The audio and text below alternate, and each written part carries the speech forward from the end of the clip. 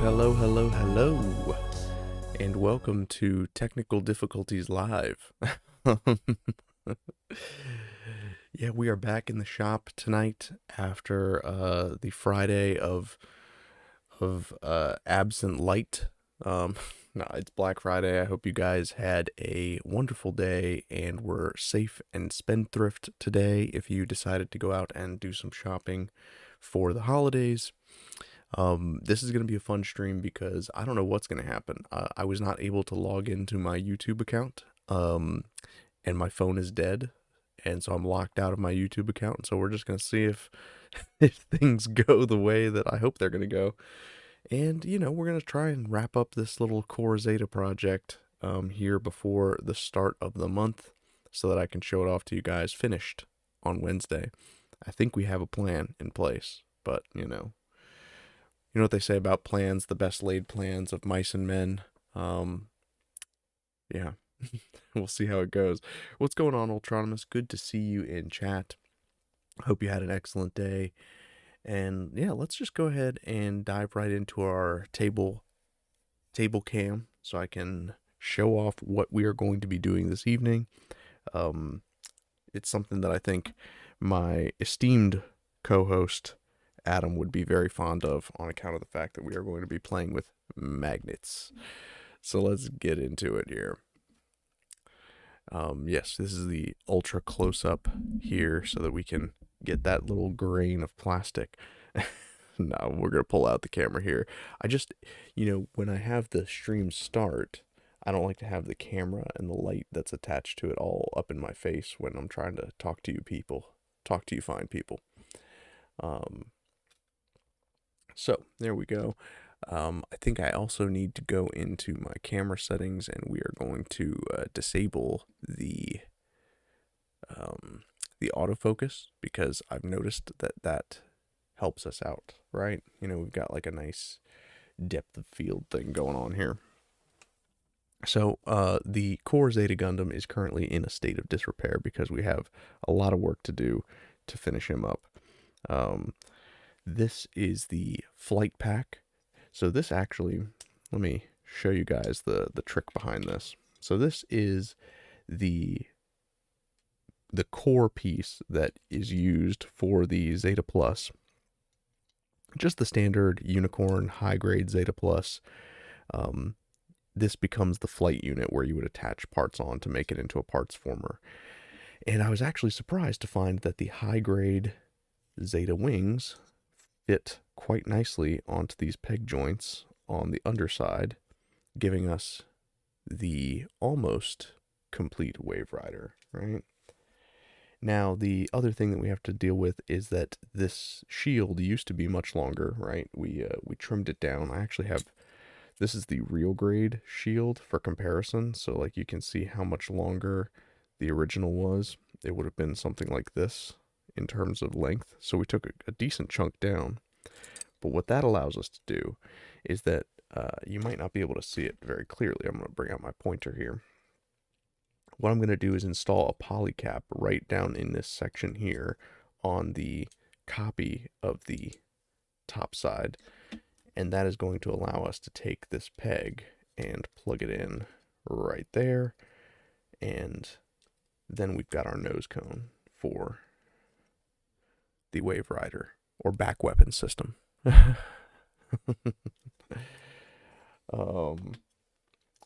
So yeah, very cool stuff here. Now this part I actually harvested off of the this thing, which is it's like the body from the Core Gundam Alice. So like, you would clip the head on, and like all of the parts, when they're not in use, you attach all of the parts onto here, and that would be what holds it.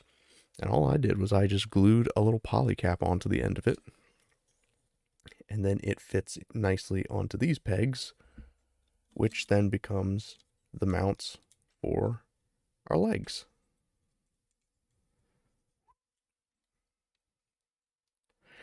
So when the Core Zeta Gundam is in its core mode and we've got our back weapon system in flight mode, this is what it's going to look like. Now, obviously, we have some gap to fill here. We're probably going to use some green stuff to fill that up. But the other thing that we want to do is obviously we need to find a way to incorporate some of the other parts that are not going to be attached to the mobile suit when it's not in Zeta mode, with my air quotes. Let me see. Do I have a complete version of the shoulder armor? I might have lost it. I don't know where it would have gone because I tried to keep everything, nice and tidy here. But I'll show you what it looks like. So this would be one of the complete shoulder armors if we assemble it correctly. And this was one of the more challenging things that I had to come up with. One of the more challenging things I had to solve was, how am I going to make this something that can clip on and off from the shoulder and then still be able to mount somewhere on the back weapon system. And so what I arrived at was using these little neodymium magnets, and we are going to put some kind of metallic post, some ferrous material here, and the shoulder armor is going to clip right above where the legs plug in. And then I was thinking, like, once that's done, once I figure out how that's going to attach, I can put this guy down in here, and then it just kind of fills in that space nicely and kind of looks badass. This little like shark fin coming out. And these were part of the Alice Gundam as well. So all in all, we have a plan, roughly. And so what I am doing now is, of course, finding a way to install the smaller version of the magnets into the arm. And this is going to be a tricky one because the idea, it looks like the polycap sits nicely in there as is, and we don't have to worry about like going too crazy. I thought about doing this, so I don't know if you guys are going to be able to see it, but I started drilling a hole right here in the polycap, and I was thinking to myself, well, hey, what if I just go ahead and take one of the magnets and put it in the polycap and then expose the polycap through that hole? But I don't think we're going to have to do that, fortunately. I think what we're going to be able to do is, uh-oh, I don't know where that magnet went. I'm sure it's stuck to something metallic over here. And if not, it's cool because we have plenty more of them lying around. But yeah, we'll be able to just glue the magnet in that hole, and then the polycap can sit comfortably in there after the fact. So let's do that. Let's go ahead and increase our hole size. Yeah, 10% of a plan. If you fill the gaps, would it still work in core Zeta mode? Oh, so like the gaps in the leg here? I think it would be fine. Because really those things are just kind of placeholders. They're not really articulated at all. That's where the magnet went. Oh, get out of there. There we go. Although I am going to have to eventually find that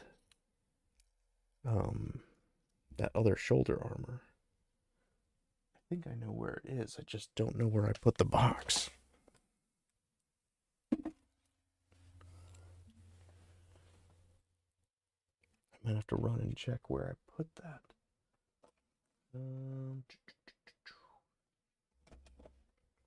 Oh, and before we get into it proper, I did manage to finish the model for this guy.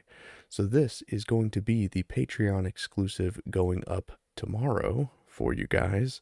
It is the 1 to 1/44 scale, I guess, designed for real grade core fighter, core booster. I actually kind of like it with the wings out like that, but I guess if you wanted to be canon, it's wings in. So yeah, now this guy mounts to the front, and you're going to be able to 3D print this guy. It'll also have I'll have a core fighter that you can attach to it if you don't have the real grade Mark II. But I thought it would be cool if you do have the real grade Mark II, then you can snap it on there.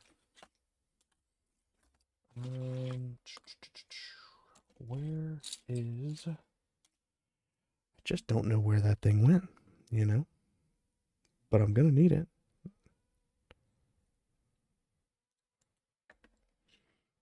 Um, let's grab this.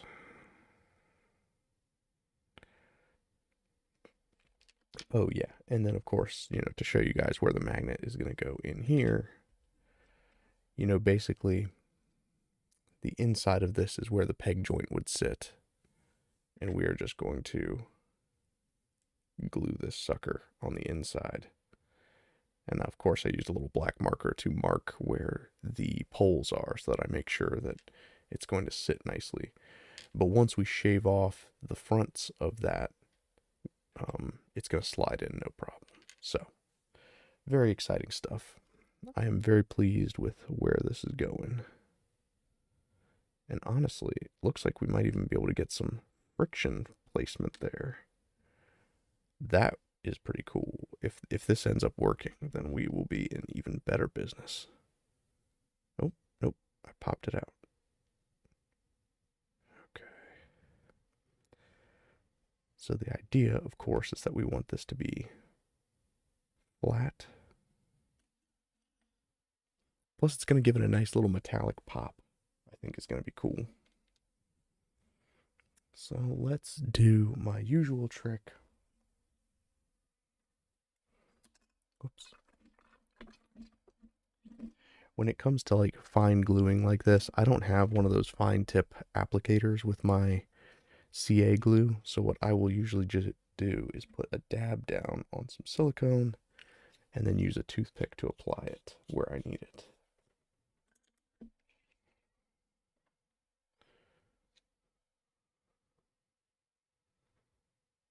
So we're just going to glue up the inside here.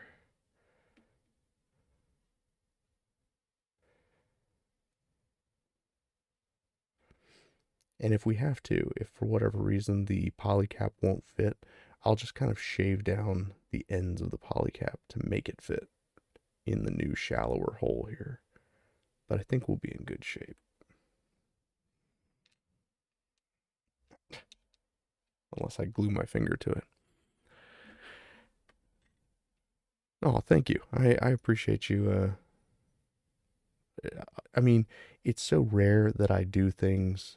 I'd like to start doing it more, designing things with compatibility with actual kits in mind. It's been so much harder than I thought it would be. Um, so even if it's minor things like this, that the core booster, attaches to the real grade core fighter, I think it's better than nothing. But then I didn't want, everyone else to feel left out.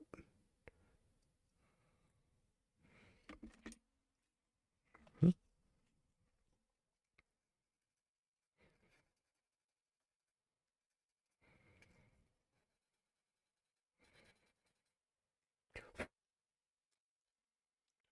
All right, we are going to size up our little hole here.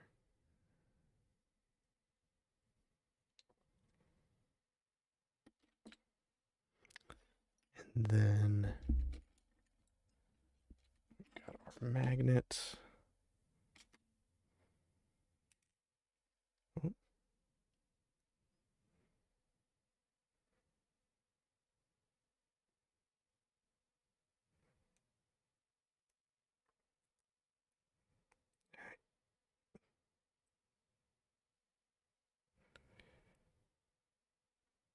Okay. The only thing I'm going to need to figure out next is what piece of metallic something am I going to stuff inside that part to make it magnetize to the shoulder armor.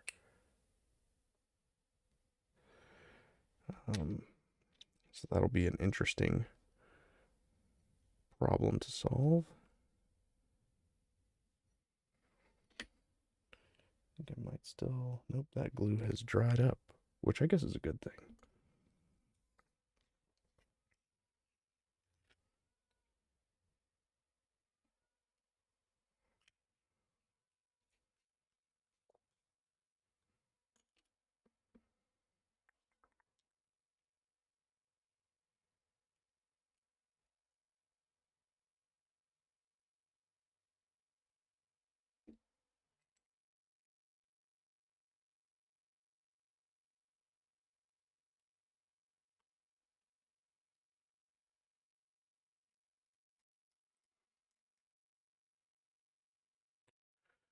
Do, do, do, do, do.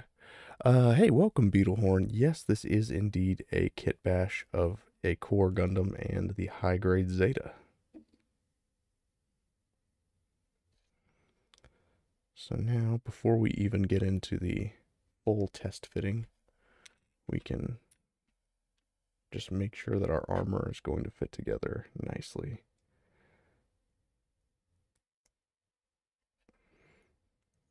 Yeah, so it's just going to slide right in there, and then with the magnets attached, you're going to be able to freely rotate that. Sweet. Now, if I can just find that remaining shoulder armor, then we can actually start doing some of this stuff. And I don't want to put the polycap back in yet until the glue sort of settles, so we're not going to mess with that just yet. I am going to place this just so that I remember the orientation of the bicep armor, which it looks like I put this one in backwards anyway. It is definitely supposed to go this way.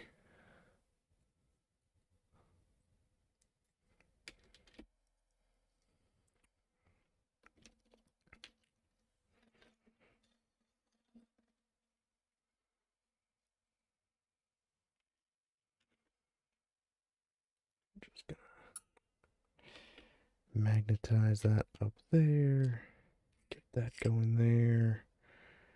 Yeah, and then this was the other thing, is I actually had to make a new resin copy of the Zeta faceplate because the one that I made prior that you guys saw me paint, unfortunately, I guess I got some paint like on the inside of the left eye, and so when I was using the LEDs, it was no longer shining through the left eye, it was only coming through the right eye, which I guess is kind of cool if you kind of like that whole Sinanju thing where the Sinanju had like two mono eyes technically, and like one of them's red and that whole thing.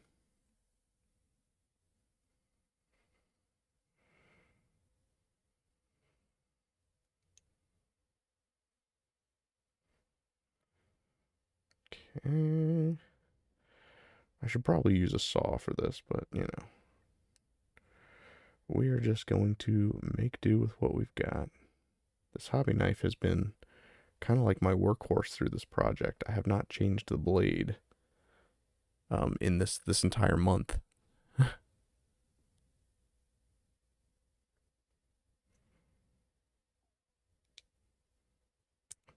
we go.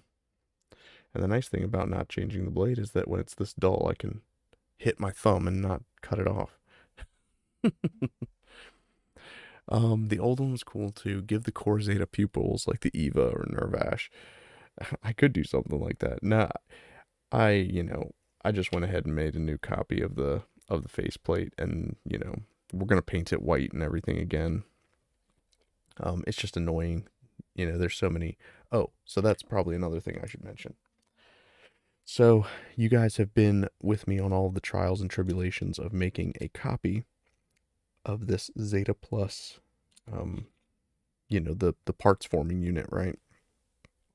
So, the first mold that I made, pretty decent, but it had some issues, right? Obviously, I caught a huge bubble when I was making the final part, so that's not going to work. I could repair that with some UV resin or something like that.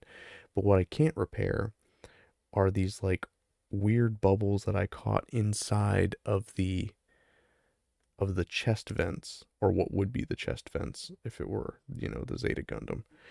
So then I made another version of the mold. This one obviously did a little bit better. It actually peeled some of the paint up off of the master part that I copied.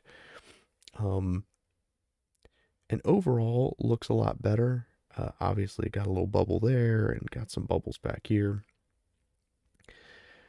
I might be able to salvage this one, but all the same, I decided to make another copy. And then the idea is like, so this is kind of a pain in the butt with these, is that this part, the like actual sockets don't fill up properly with the silicate or silicone, and so I have to manually drill in the polycap holes in the connections. It's not a huge deal, but the idea is I'm going to be able to make these copies and paint them up so that they match the body,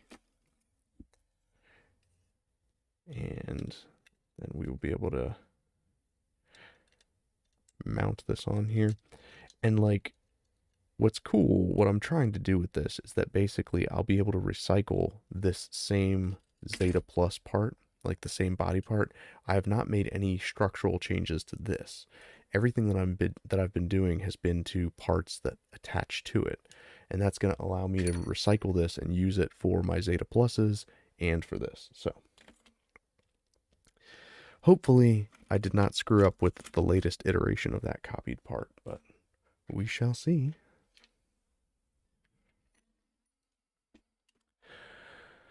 So crazy thought. What if you made that white messed up top into a battle damaged shield for something? That would actually be kind of cool. It does look like kind of a shield, like this one.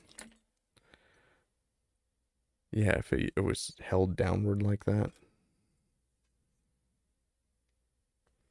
That would be an interesting kit bash piece. So yeah, I'll definitely not get rid of it. Beetlehorn says, damn, molding and casting parts is so beyond my level. I also have a toddler who gets into everything, so I don't have room to safely do that sort of stuff. Well, I feel your pain on that one. My 2-year-old, we actually just had to take her to the pediatrician today because she caught some bug, I guess, this week. So that was fun. But yeah, she does try to get into everything that I do. But yeah, don't be intimidated by the molding and casting parts. So this is like, the toxic kind of silicone that you wouldn't want to use around kids. But this is a product that I recently found on Instagram, Silinot, which is a remeltable silicone alternative. So it does have some disadvantages to regular silicone, which is that because it is meltable, and you heat it up in the microwave, you can't do any kind of warm mold making. So like, typically you could melt plastics and put them into silicone molds, or you could even cast metal with silicone molds. This stuff, you would not be able to do that because if it gets too hot, the mold melts. But it is non-toxic. It has a lot of other benefits. Obviously, it represents a pretty small investment because this bottle, I think, is around like $25, $30 maybe, and you can reuse it over and over again, which is pretty cool. So like if a mold goes bad, you just throw it in the microwave and melt it down again. So that's pretty cool. As far as the resin material, then I mean there's really no getting around, like this stuff is quite toxic, and that's why I don't let my kid near my desk. I actually have like technically it's for the dog too, and the cat, but the cat can jump over it. I have a like a baby gate that goes around my desk. It's kind of embarrassing. At first I only did it for when we were dog sitting, but um, I've since found it useful for our own pets and my daughter.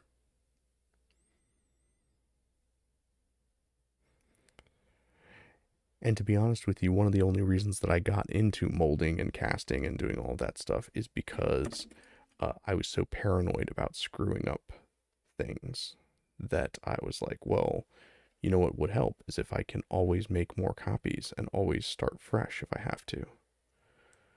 And so that became like a quest for me. It was like, okay, how can I make sure that if I screw something up, I can always start over? Um,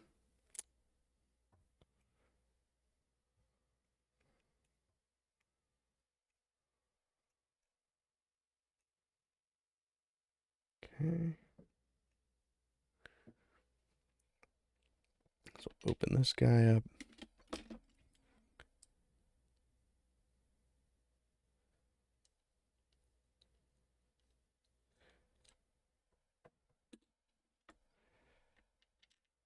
Yes, toddler woes, toddler woes. Oh, and thank you for the well wishes, Ultronimus. I appreciate that. She will be fine, I'm sure. She's a tough little one. Tougher than me, that's for sure. Let's make sure that this guy's in all the way. Yeah, and like I just can't get over how cool that's gonna look, like having just that little metal pin sticking out. Like it's funny because you think about like action figures, and in the action figure world, obviously you don't want pins showing because that indicates like, oh, that's a low quality toy. Like you've got the pins sticking out. But in this particular case, when you are dealing with something that is supposed to be a mechanical robot, having the pins showing is actually kind of cool. Whoop. I heard it click to something, so I know that it's... Oh, there it is. That's one of the benefits of working with magnets, is that even if you lose them, they're never really lost. Oh.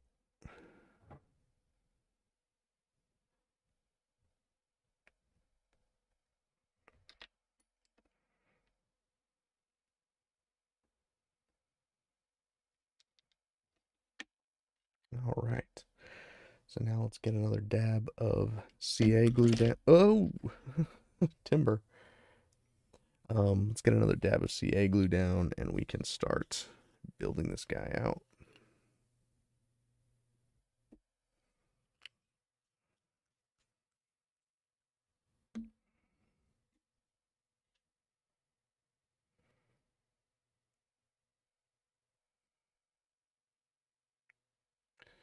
Like I said, I'm just going to sort of sloppily dab this in here and hope that it does the job.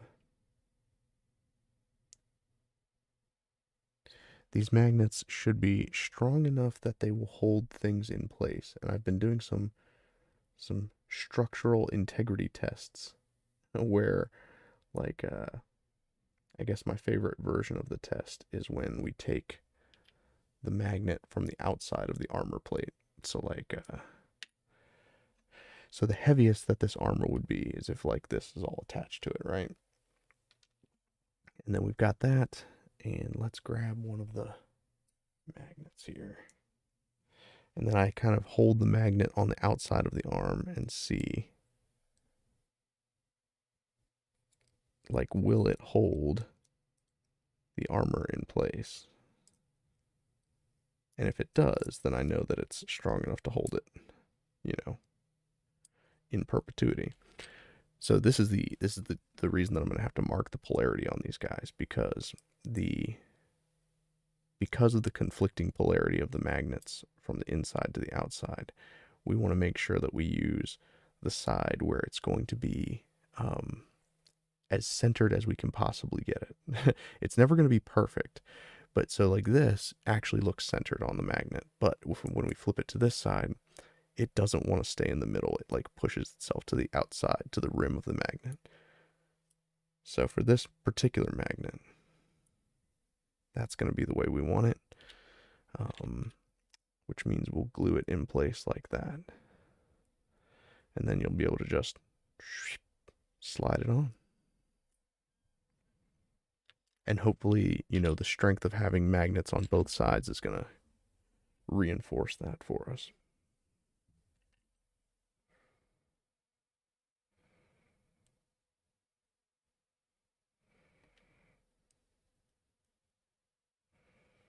Okay. Now, oh,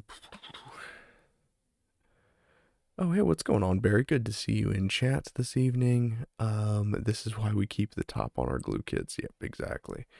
If it isn't strong enough, would there be a way to make it stronger? Theoretically, I could add more magnets, but with the time left in the project's deadline date, which technically I'm cheating already because it's like, I'm gonna have to finish the actual painting process Monday. Then probably not.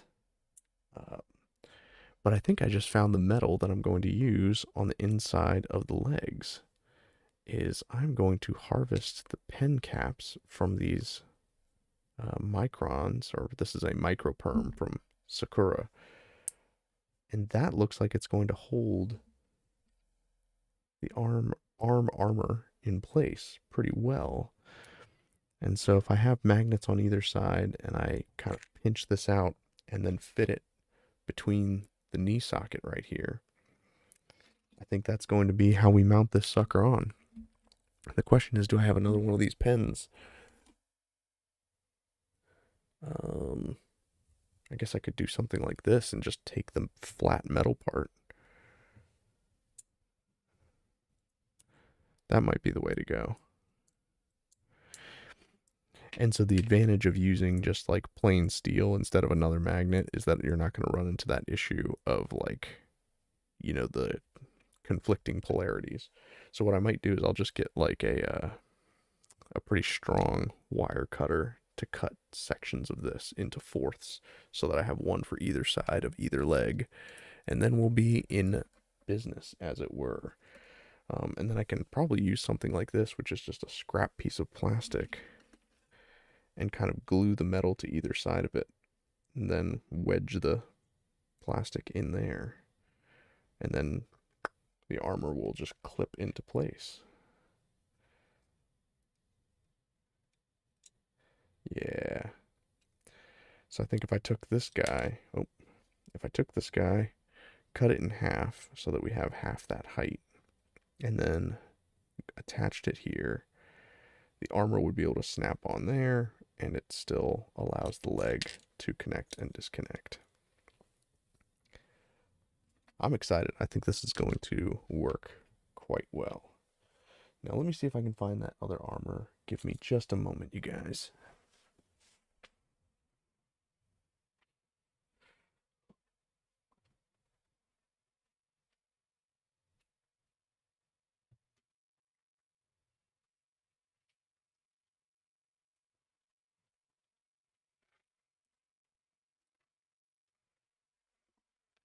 Yes, yes. Um, Hey, what's going on, Nintendo Gal? Congratulations. I'm glad you splurged on some of that Silinot. We were just talking about it earlier, so yeah, I am a big fan. I've found sort of the secret to working with it. Okay. And you know what? While we're on the subject of Silinot, let's talk some Silinot. Give me just a second.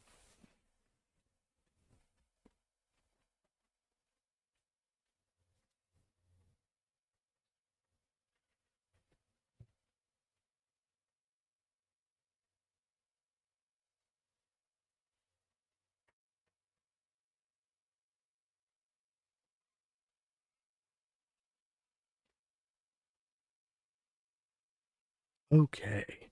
So, let's talk about some mold making. Um This is a piece of Silinot that I used.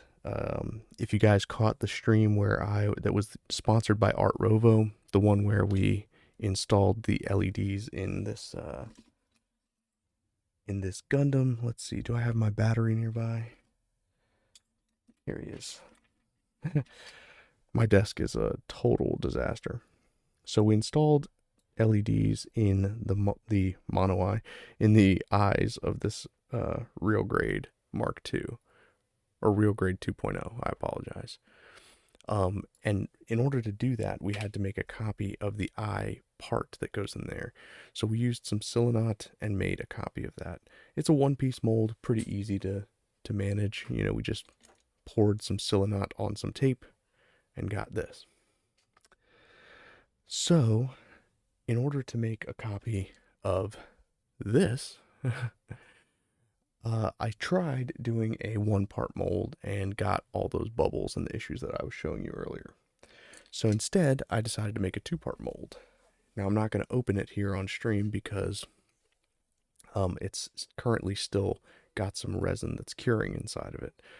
But you'll see that it's got these little score marks on it. That is because I made this two-part mold using some Lego bricks. And so here was the secret sauce. what I did was I first used some Oyumaru as a base for the mold. I put it inside. You can see it's got the Lego brick pattern underneath. So I pressed this into a Lego brick mold, and then I pressed the parts into the top of the Oyumaru. This guy went into the freezer for an hour to set up and get hard, and then we poured the Silinot on top of this in a mold box. After doing that, we demolded the top half, and then you had the Silinot was holding it from the bottom. We put that in the freezer for a few hours, and we poured the Silinot on top of that. Now, there's a lot of reasons. I mean, basically, when it comes to Silinot, you want to use as much cold as you possibly can, right? Because the first time that I tried to cast this, I actually melted the part because the Silinot was too hot. But by putting it in the freezer, it insulates it against being destroyed by the hot silicone, or not silicone, as it were. So, by doing that, we were able to make a 2-part Silinot mold. I'm really excited to see how this turns out. I mean, you can see, like, the seam line is, like, almost invisible, the way that it kind of came together. And we got a little bit of flash pouring out of the sides, but I am particularly excited to see how this particular version of that piece comes out. So, if you guys want, I will do like a full, yeah, I feel bad because I do a lot of this stuff on stream or off stream. If you want, I will do a full tutorial video of how to properly handle Silinot as a product and, as a mold compound, because I think that it's very useful, but I think that it requires a little bit of finesse when you're working with it. Because like I said, I destroyed one of my parts because I wasn't doing it the right way. I wasn't using a freezer. I wasn't using the right mold boxes. So, yeah, I can put together a little. And yes, I know. I was waiting for one of you to make a get hard joke. So, now that we found that other armor piece, we can get in here and start digging out the existing attachment paraphernalia. I don't even know what you would call this. Where the peg joint goes in. The peg socket, I guess.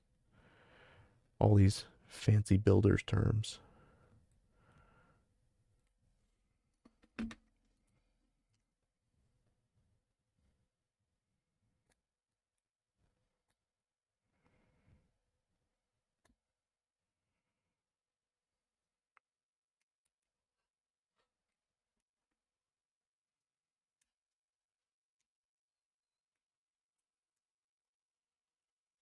So we're just going to really scrape the inside of this here. Let's see. I had one of my other files. Here we go.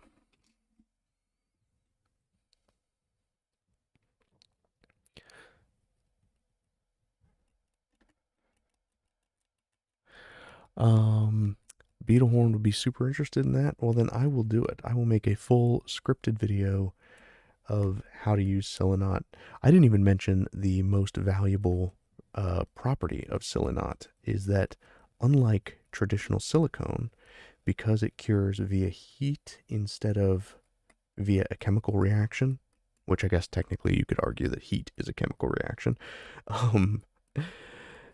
because of that, it can be used on 3D prints without cure inhibition, which is a big problem for making silicone molds when you are working with like UV resin 3D printed parts, as I do.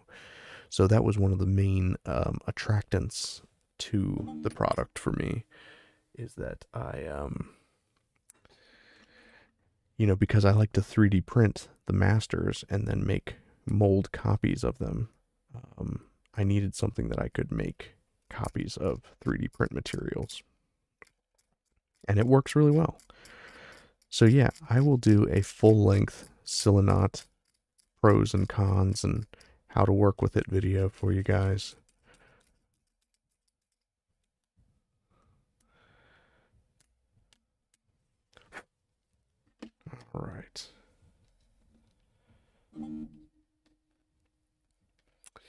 as the number one. I'm not sure if I understand. So, uh, Restream like censored your comment, so I don't know if you're calling me a shiller or sponsor or whatever you're calling me. You're probably right. But yes, I'm obligated to.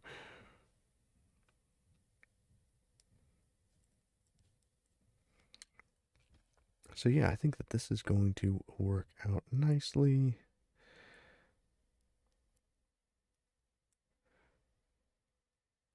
We just need to kind of really scoop out the insides of this armor piece to make enough room for the magnet, particularly down in this area. I might break out the nicer hobby knife to do this part. But yes, all that is to say, congratulations, and I wish you both luck and joy in your Silinot journey.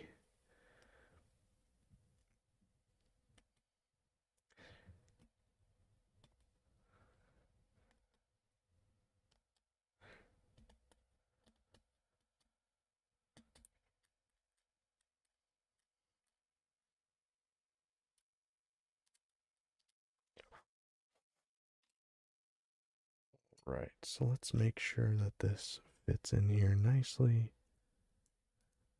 Whoop, whoop, whoop.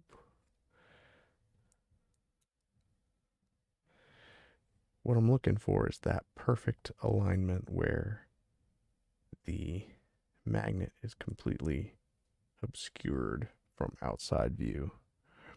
And I think that we've got it.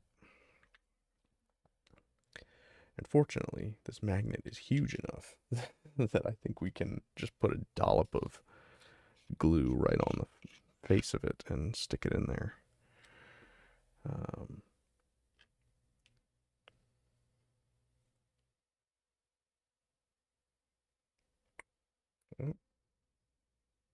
nope, nope, nope. Don't do that.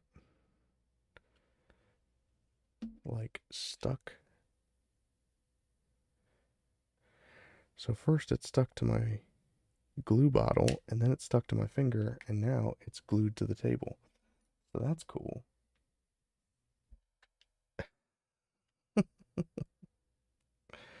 Okay. Yep. At least I know which side it's supposed to be on. Jeez. Um, sponsor. Yes, it didn't censor that one. Interesting. I actually bought some to make a squishy mold from this Elmer's glue stuff that was on clearance for the kiddo. Oh.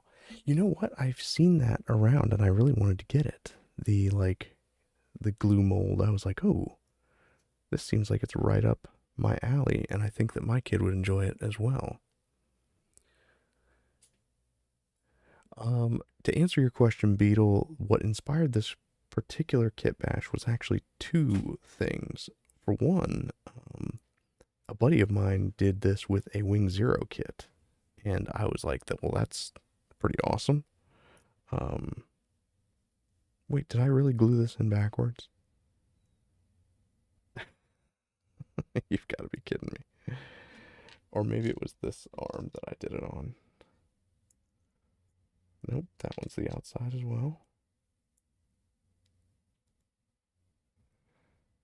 Also, it works for this one, but not in the right direction. So let's get this out of here before it becomes a problem.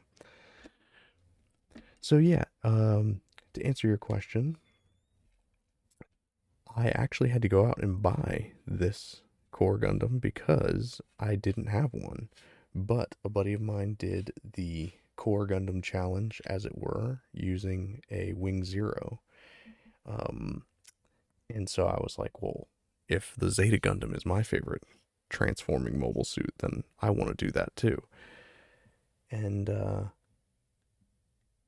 so I did that, or at least I started it, and then I really got into the lore behind it. I was like, well, okay, so if in the manga Moon Gundam, Camille is no longer a pilot, but instead a doctor on the moon, you know, what what kind of mobile suit would he have? You know, he would probably not be kind of piloting a military class mobile suit. So I figured, oh, well, he won the junior mobile competition in Green Noah before he became the pilot of the Zeta Gundam. He probably would design something like a junior mobile, like a core Gundam. And so I imagine this as like a utility mobile suit that he uses kind of like around the hospital and on the moon for different purposes. That's kind of why I like that the Alice Gundam has like these clawed feet, because I figure, you know, this would be kind of a utility thing. He could walk up walls and things like that with these. And um, but if the shit ever hits the proverbial fan, he's got a back weapon system with other parts from the Zeta Gundam that were harvested, and it combines into the Zeta Gundam proper. So that is the story behind it.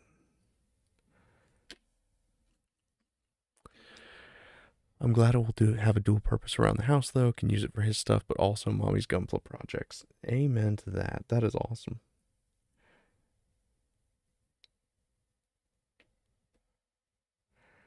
I'm sure, I mean, my daughter's already started taking some of my Gunpla tools and using them for various art. Um, one night when I was trying to keep her entertained, I let her use some of my fancy, like, they weren't Copics, but they were, you know, alcohol markers. And I'm very picky about my tattoos. All of my tattoos are black and white. So I let her color in my tattoos, which was a fun exercise for her. Kept her occupied, and I was able to, you know, fart around on Twitter for an hour.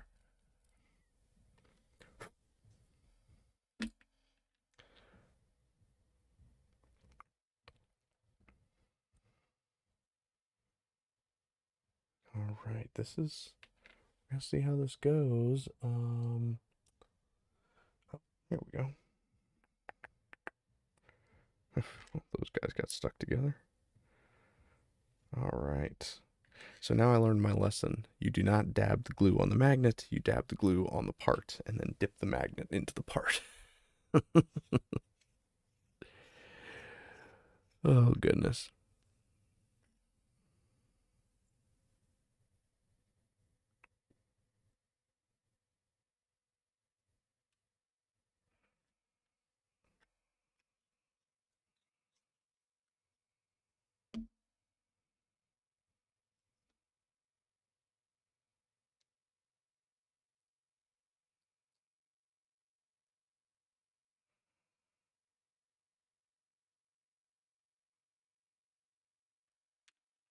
Okay.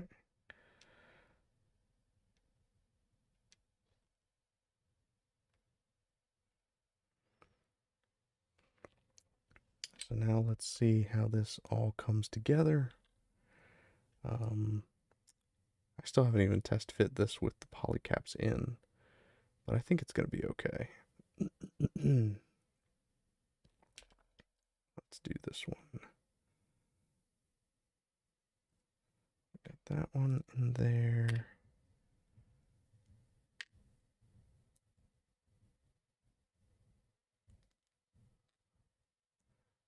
All right. And then this is going to go in here, which goes in here. All right. Moment of truth, you guys.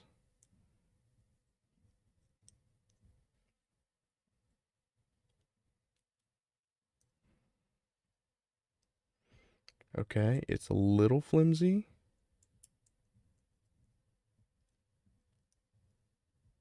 but I think that once the paint is on and everything is like, so like this is part of the issue, right? Like it's got the gap in there, but when it's together, it actually is pretty sturdy.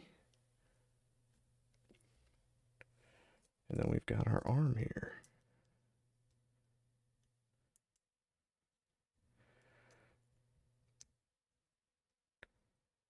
this is going to be awesome. Now, unfortunately, I never solved the issue of how to keep the arms locked out when it's not in Core Gundam mode, because the Core Gundam comes with these fancy little shoulder parts that like clip in and have these spacers attached to them. I never could find a way to make it work with these Zetas, white arm spacers that, typically they would sit on the outside. I tried kind of gluing those. You can actually see where it was there.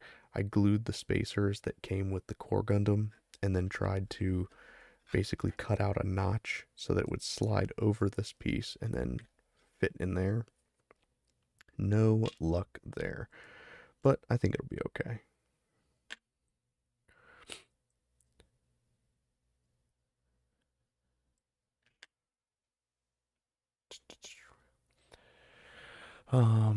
Good thing it's a model kit, not an action figure. You'd be moving around a lot. Yeah.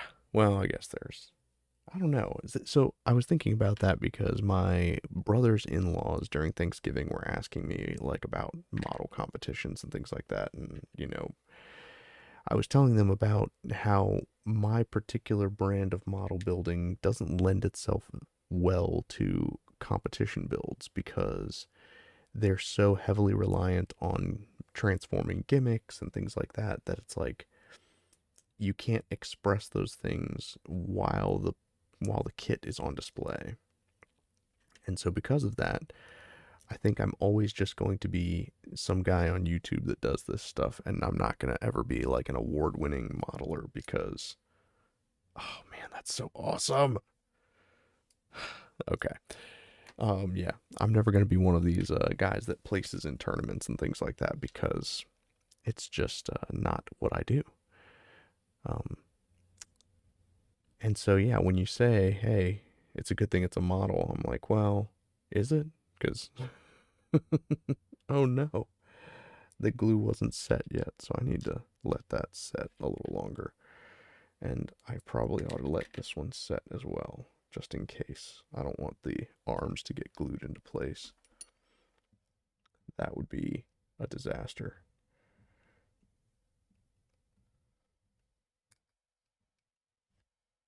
Okay. Oh no, tell me. Okay, I was like, tell me it hasn't already happened. Sweet. So at least now we know that this works. This is a viable solution to the Zeta problem.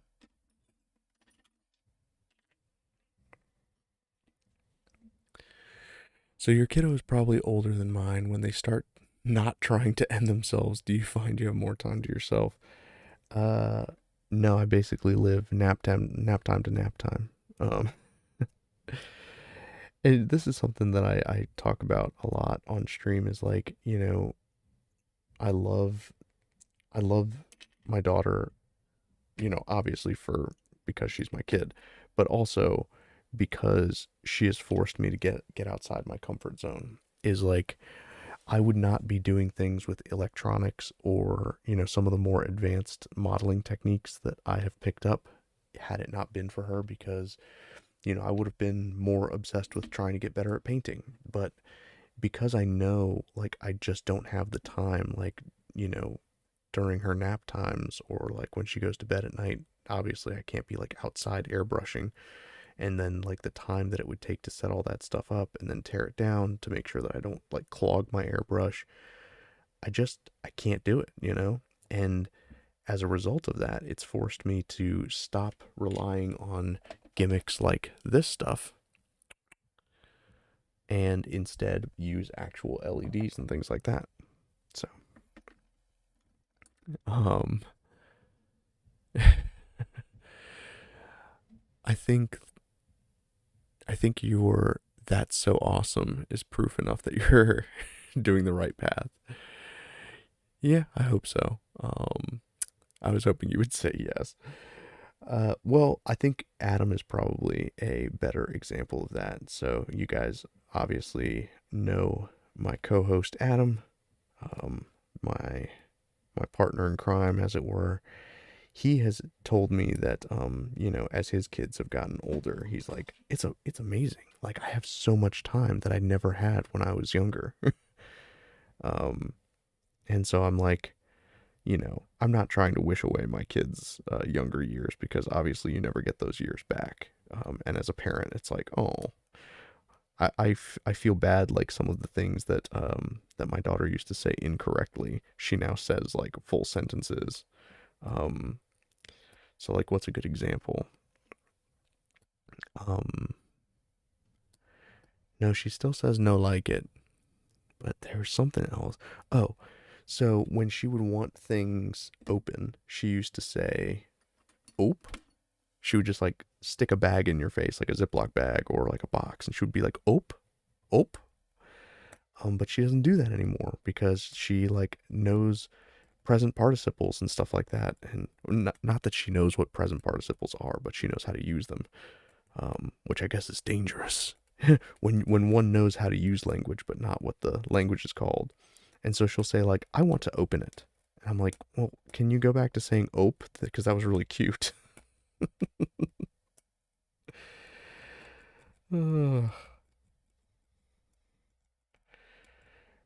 But no, she is still constantly trying to commit unalive. Um, even just today, you know, yeah, she's sick, but she's still full of spunk, and she's like dancing on the stairs, and like, you know, our stairwell has like an open side to it, so like, she's like falling between the bars on the stairs, like down the stairs. I'm like, can you please stop, stop doing that? Oh,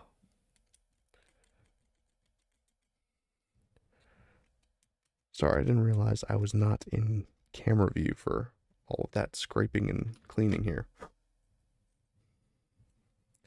Come to think of it, I'm wondering, we have some time to test it out. Wondering if we can't do a little bit of melting in here.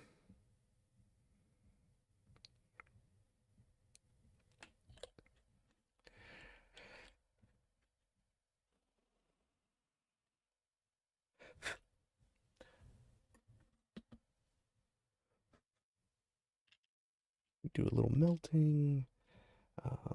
So knowing that this part is going to go in this way, and then like that. So this part is going to attach here. Let's grab our magnet. Oh yeah, that definitely ensures that it goes in the correct way.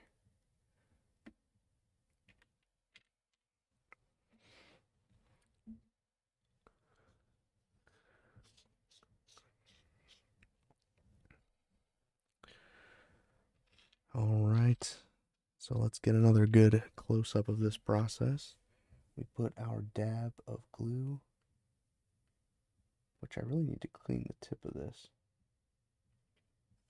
because that keeps happening.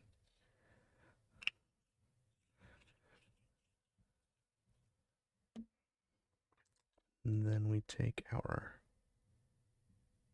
part here. So I think part of the issue was when I had misaligned the other one, it was because rotation matters when it comes to magnets, as it turns out. And if you rotate a magnet around, then it no longer has the correct polarity that it started. Whoa! That thing shot out like a cannon. Okay, let's try that again.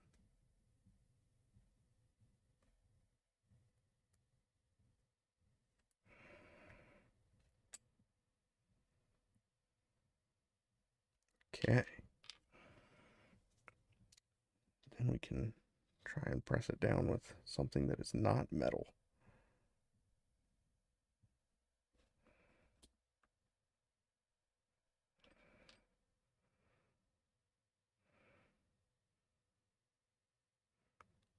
Yeah. Good thing I'm going to be sanding and painting this afterwards.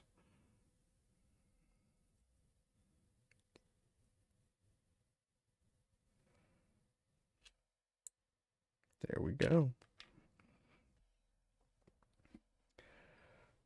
So the process is almost complete. Magnetizing this. Once I get all the glue down and that's curing, we can move on to creating the holster that's going to go on the back weapon system, or back wave rider system, as Ultronus called it earlier. I kind of like that, the back wave rider system. Now, the real impressive feat would be if I found some way to make it so that that attaches to the back of the core Gundam. You know, if this whole thing snapped onto the back. I did find, of course, the way to. I took the. This is actually from the backpack of the core Gundam, and I fused it into the backpack of the Zeta Gundam so that we have that part that goes on there. And just to show you guys, like, the full transforming prowess of this beast, we can detach the legs, snap them into place here. This was actually the first thing that I did, and it turned out to be the easiest thing, was the legs, because the Zeta Gundam already had this nice clean gap because of the way that the legs fold back during the transformation. And then the little claw feet fold down in the back. So yeah, I really just had to kind of hollow out the knees, and we had a Zeta Gundam ready to be corified, or cored out. We detach the wings from the back weapon system and attach them to the core module. And there we go. We already have the makings of the core Zeta. I also kind of screwed up when I was making the original skirt. I cut too much off of it, and then I went back and decided to instead use the existing core Alice Gundam crotch gimmick and simply put the Zeta skirt on it. And so what I ended up having to do was take the real grade skirts and fuse them onto the high grade skirt. So this is actually two different Zeta model kit skirts fused into one. So yeah, this guy is coming together quite nicely. And once the shoulders are done, we'll have, you know, the full business. Oh yeah, and of course the shield, which will clip onto this arm. I really like the stunted shield though. It kind of reminds me of like how the Gatling guns in Requiem for Vengeance on the Goof Customs were like shortened, like these short barrel Gatling guns. I thought that those looked awesome. Oh, and people complain about leg day being the worst thing. Yeah, not me. Speaking of GBWC, did you see that Canadian Builders build? No, I did not. I'll have to check that out. I was like, there are good builders in Canada? I'm kidding, of course. There's actually a lot of great crafters in Canada, not just in Gunpla, but in like other, realms as well. I'm a big fan of Zach Builds, who does 3D printing, and then of course he also does like electronics, right? Because he makes retro game consoles and things. But then also you have North of the Border, who I love his like Zelda inspired dioramas and clay work is really impressive. I wish that I knew how to do, clay.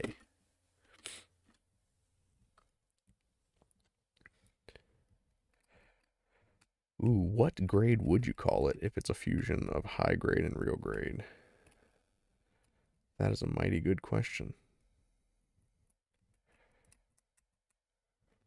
Um, I mean, if it were Gundam, obviously you'd just say high real, right? Kind of like high new and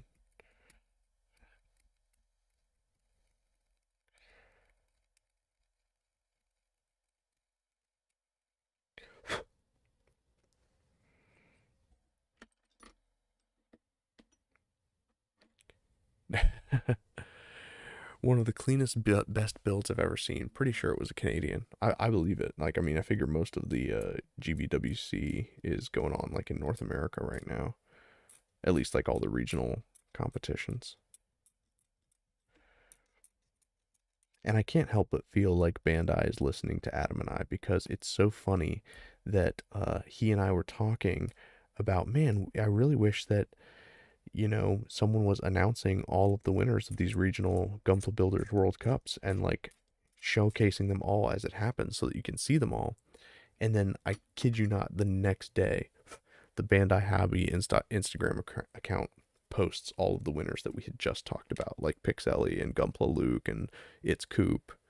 So somehow I never noticed that North of the Border was Canadian until you said it. Yeah. Well, the name kind of gives it away, but I also noticed it in his accent. Um, so we're just scraping off some of the excess glue that got on this magnet because I'm an idiot. All right, the final magnet. And so, funny story. I have two shapes of this. Yeah, sorry. Like, I actually have the magnets attached to my camera mount here. I have two shapes of these neodymium magnets, the square kind and the round kind. The square kind, unfortunately, doesn't like very cleanly fit in these molds. And so I ended up having to harvest one of the spare magnets from this poor Zaku that now is no longer able to light up. But that's okay because I'm gonna have to rewire him and stuff anyway. This is the one that like my daughter broke the legs on, and so the way that I glued them back in place, they're actually like off center, so his legs never sit the correct way.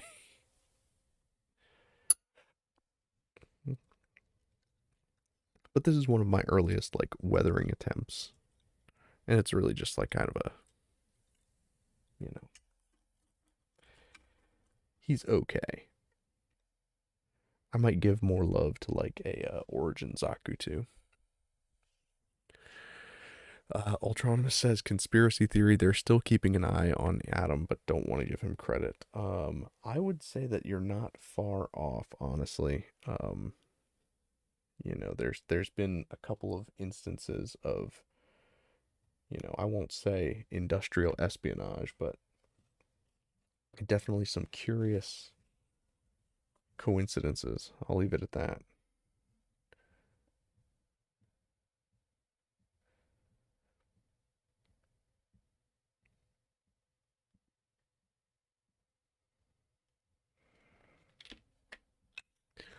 All right. Alas, poor Zaku, we knew thee well. Last magnet. Wait a second. That's not the arm we wanted on. Because that one goes there. We want it on this arm. And you guys were going to let me do it.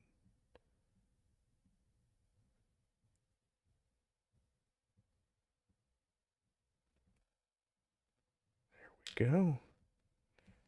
Magnet in. Uh-oh. I just knocked something off my desk. Just gotta make sure that this guy fits in there. Oh gosh, I don't even have the camera on here.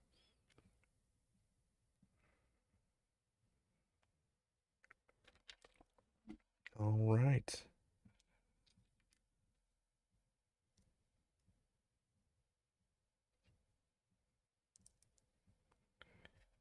We reassemble these guys. And then is the glue in here good yet? Because we were having issues with that before, right? Alright, looks like it's better. See, and then I got a little glue on this one, so let's just shave this off.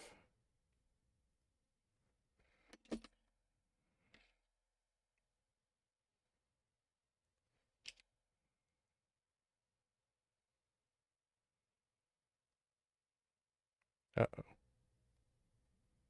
Looks like there's still glue on that guy.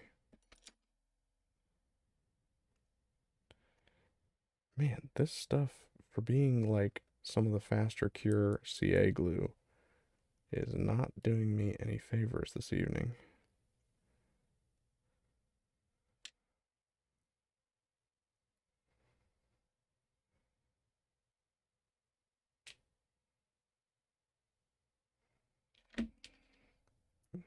To like press this back in.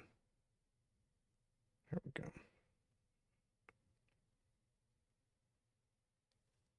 Oh, again, I apologize.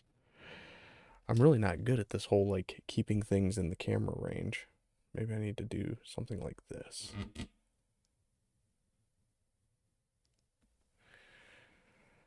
Hey, what's going on, Taco? Good to see you. Yep, I lost the polycap. There he is.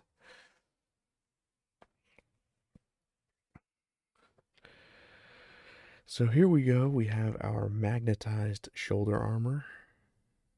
And we've got our magnetized shoulders. So we just need these guys to cure up so that they are good and stuck in there. Let's put just a, I mean, I'm worried that like because of the amount of glue that I've been pulling out with the polycap that it's not going to hold as well. So I'll let you just dab a little more in there.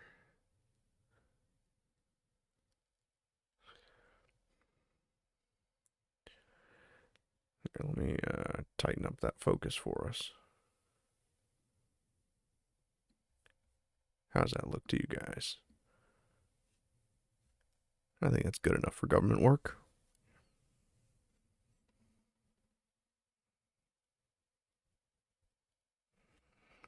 All right, so that one. This is the one that I seem to be having problems with, and it's like there's something on the back of the magnet anyway. Like I tried to glue it to something in the past and it didn't take.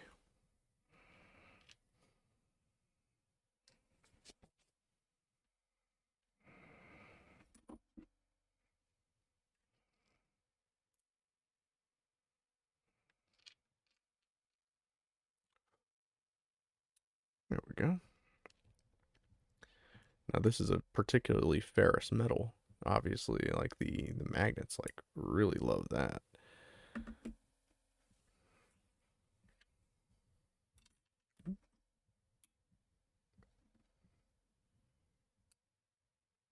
Yeah, this is so awesome. I love that this is coming together. I love it when a plan comes together, as they say.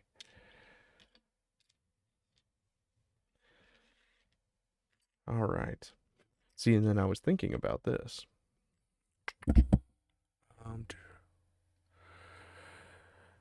Um, hey, congratulations on finishing the leg on the Exia. To make sure I know what I do is on camera, I have my cutting mat fully in the picture, and then I know what I am doing. Yeah, that is one. Yeah, that's definitely the way to do it, is to just like focus the entire cutting mat. Um,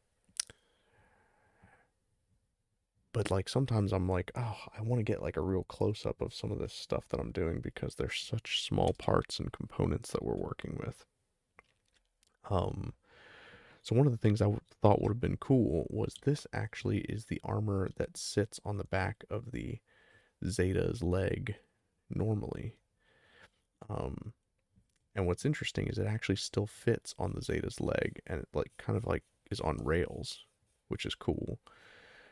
So I thought about finding a way to attach it to this so that then when you dock the leg with the armor, you've got this part that slides on and off. Unfortunately, the nature of how it connects to the Alice Gundam makes it so that that can't be done just because of the claw foot. So that's unfortunate. I think. I mean, yeah, there's just no way because like if I tried to take it out, it would get caught on there. So that's a bummer. But I just want you guys to know that I thought of it. Um, would a black or darker matte help with visibility given that a lot of your stuff is lighter hued? That's a good point. I mean, it probably would work for most things. Um, this is the stuff that I'm like most concerned about being in focus, obviously, is the super tiny processor boards, which I actually found a smaller board than this, but and it has tons more features. It has less GPIO pins, so it actually only has half as many pins. It has 8 instead of um, what is this, 12? Yeah, 12. Um, and it has like light sensors and motion sensors, but and it's like, yeah, half the size. Like it's like that big. But it's like twice the price of this too. So I was like, I'm gonna stick with this guy. This is my board of choice. And I actually already have these.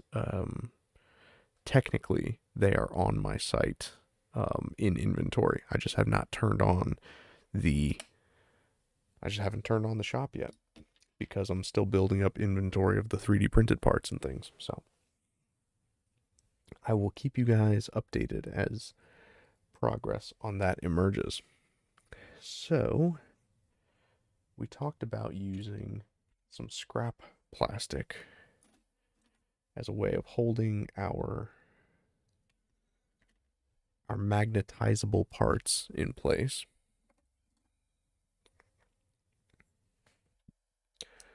So yeah, we're going to be able to just like snap that on there.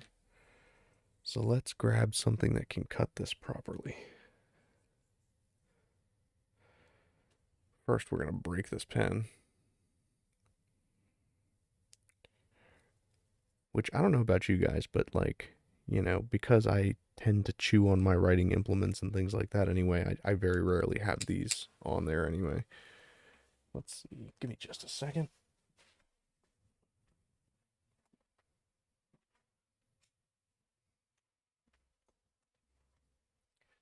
We're going to use a pretty industrial looking cutter here to try and break this thing down into some parts.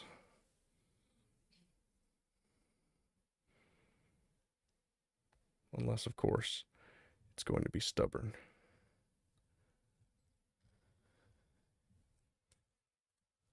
Do I not have the grip strength? Don't make fun of me, you guys.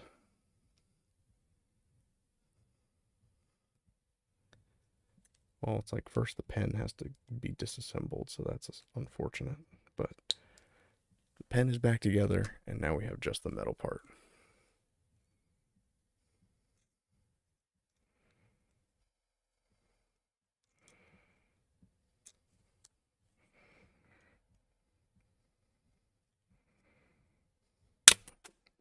Whoa. I'm not sure where the rest of that went.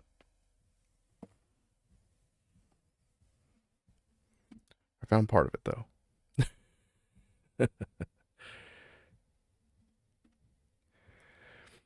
So that is about what we need. Let's measure and cut this down. Um,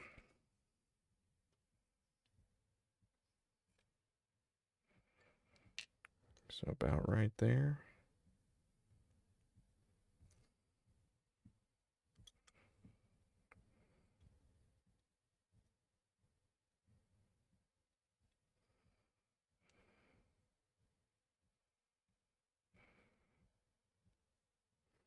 Yeah, even with this diesel cutter, I have to like easily or gently ease this back and forth to weaken the metal. But honestly, I guess that's a good thing because it means that this is a pretty tough metal and it's going to ideally hold the magnets in place when it is in its back weapon system mode. Okay.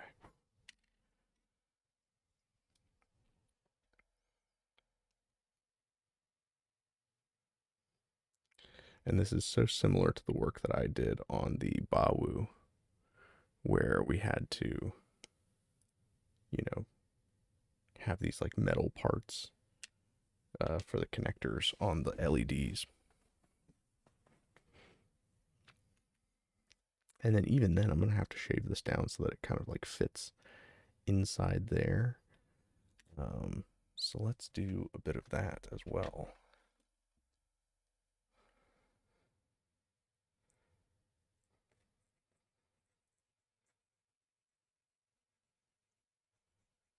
First, we're going to level it off.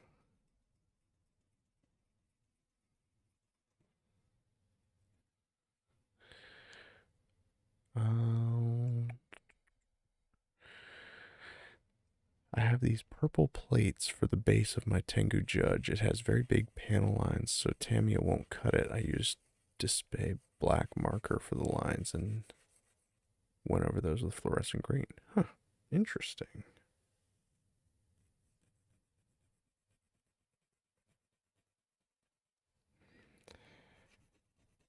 Yeah, I've definitely taken to, and you'll probably see it faintly on here, but so like because I'm going to be painting these wings, I wanted to make sure that I had some nice clean breaks. So like they already have a panel line here, obviously, but what I've been doing is going in here with the old Greta and just deepening that panel line. I mean, I might go almost all the way through this thing, because the idea is when I go in to paint it, I'm probably going to be hand painting it. I want to be able to just dab the paint here and it will stop on the line, and I won't have to worry about like over painting because the line will be so deep that it will catch the paint.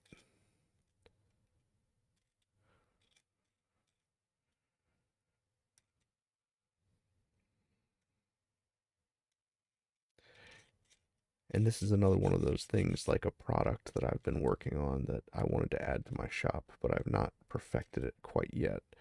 Part of it's that I need a better ink printer. My laser printer is not the best quality, or it's just not good enough for what I would consider products.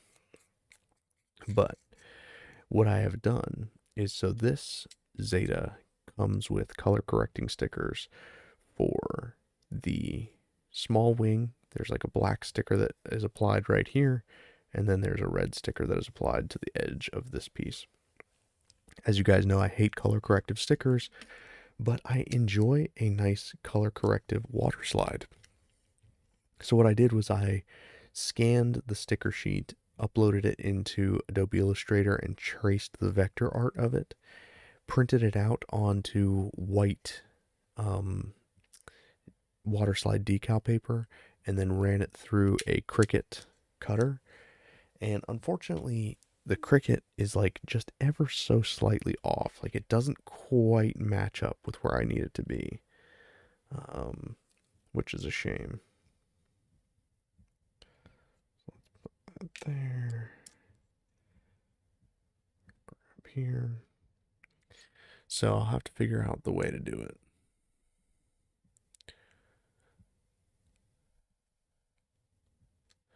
Yes, laser printers do indeed suck for color.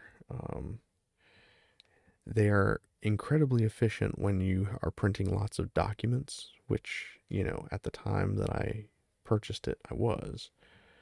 And we did have an inkjet printer as well, but that thing never worked properly. Even when it was like good, like it was a photo printer too, and like the photo paper would always be like tinted the wrong color and things like that. It's really annoying.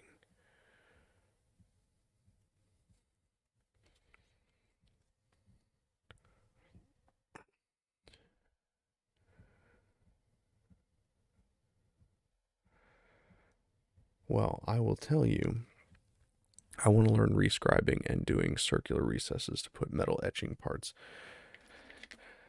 Pin vise is all you need to do the rescribe, or the circular recesses, because honestly, and I will show you this on like some just scrap plastic.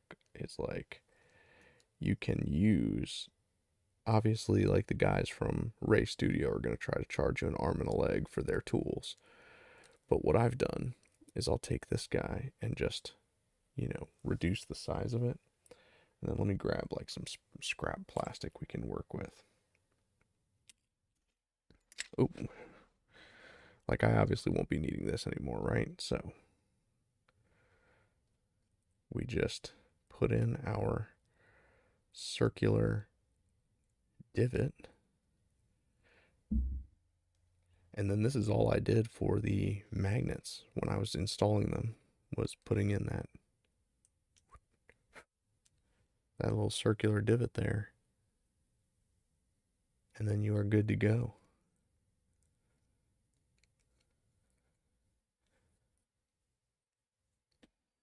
And then of course if you wanted to get really fancy, you could do that whole trick um where you take like a piece of a runner and like cut it and then slide it in and make it into your rivet.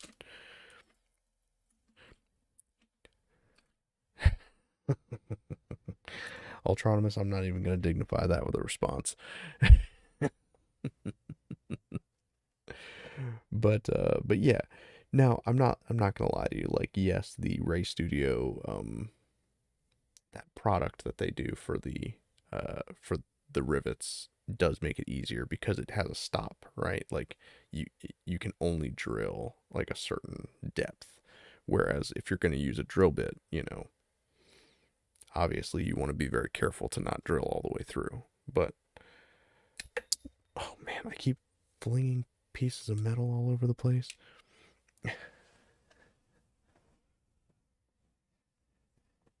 And I cut this one too short.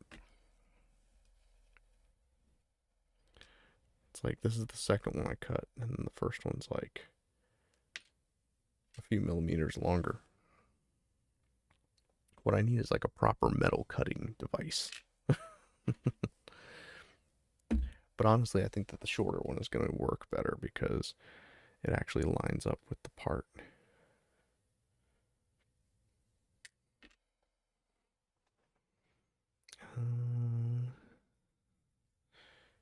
But first, we need to get this thing flat. Oh, jeez. This is what I get for my desk being a mess all the time.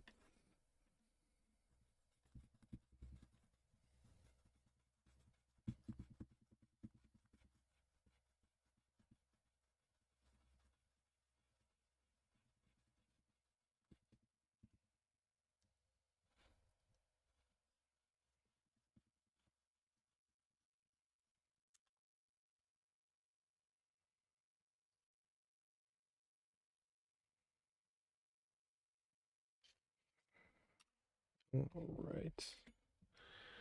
Now we're just going to cut this guy down by half, roughly. I think that if you looked at this model very, very closely, you would find that it is very asymmetrical. But I got it as close as I possibly could. But sometimes you just gotta eyeball things. And most of the times it comes up all right. So you guys probably remember when I was when we had Gumpla Luke on the show and we were interviewing him about you know his scribing tutorials and things like that. He was talking about how like these Tamiya plastic scribes are the worst things in the world. Like this is not a proper scribe. This is a meat hook, in his words. Um, but what I was able to do, and I've done this trick in the past, and it worked in this case as well, because I was worried about getting the panel lines on this symmetrical, is I will bring out the tip of the chisel to a specific length, and then I can follow the path of the part like this. And then that way, I know that it's the exact same distance on both sides of the model. And I'm really only doing this for the pilot lines. Then I'm going to go in with the Greta to get the proper line in But see, it does have its uses. Um, oh wait, which tool were we talking about? The one that makes circles in the plastic. Yeah, I thought about getting some tungsten circular heads set off one of the off online stores to go with your pin vise. Yeah, pin vise is the way to go. Just this little guy right here. Which shout out to my older brother for getting this for me. Um, dude, you need the mirror scriber. See, that's the thing is I'm such a cheapskate. I always find the inexpensive way to do the things. Doesn't always turn out perfect though. I've seen Ray Studios and you use magnets. The worry I have is that it will not be strong enough to hold stuff together like a sword to the waist. You just have to get strong ones. So this brand is they're called like Little Mighties or something. I actually picked them up at the Container Store of all places, but you can find them like on AliExpress and Amazon for much cheaper. And they're just neodymium magnets, 1 millimeter thick, and about 5 millimeters. Actually, I can tell you exactly that they are 5 millimeters because this is a 5 millimeter LED, and this is the same size. So, yeah, little 5x5, and these guys are extremely powerful. Like if I were to take two of them, let's see if I can find a good example of their strength. Let's put one in here in the skirt, and then maybe put one on the inside of this to make sure it's like a flat edge. There you go. Now, this is how I like to do it. I typically like to hide the magnets inside the plastic. And then another thing that I like to do is to actually use two of them so that I can get the alignment the same. The Ray Studio tutorial, they just use one magnet. But like, for instance, this has two magnets in the backpack so that when you attach the bazooka, because it has like magnetic hard points here, there's a bazooka that snaps onto its backpack and it actually holds the bazooka in an upright position. So in the same way, you want to make sure that you align your magnets in such a way that that they hold up. And like, I mean, that's not going anywhere. So yeah, small mighties from the Container Store, neodymium magnets. And yeah, if you can get, obviously 5 millimeter by 5 millimeters, a lot of contact area, so it holds up pretty well. The ones that I've used for miniatures are these little 1 millimeter by 1 millimeter diameter guys. And they're great for like miniatures, but not ideal for Gunpla unless we're using them in this fashion where they're going to be the smaller magnetic hardpoint. And so you can utilize it in that way where it's like if you have a larger section, you use the larger magnet, and then you can like, let's see. Well, so this is funny because it's like the sides of the magnets are trying to get, they're like attracted to the sides, but still pretty sturdy.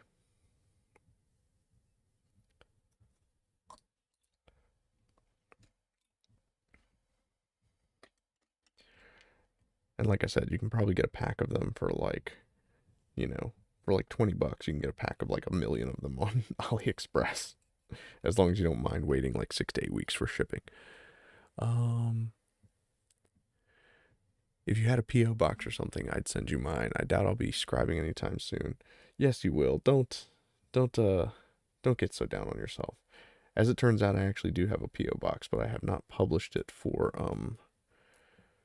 for the YouTubes yet. I only use it for like, business stuff and things like that.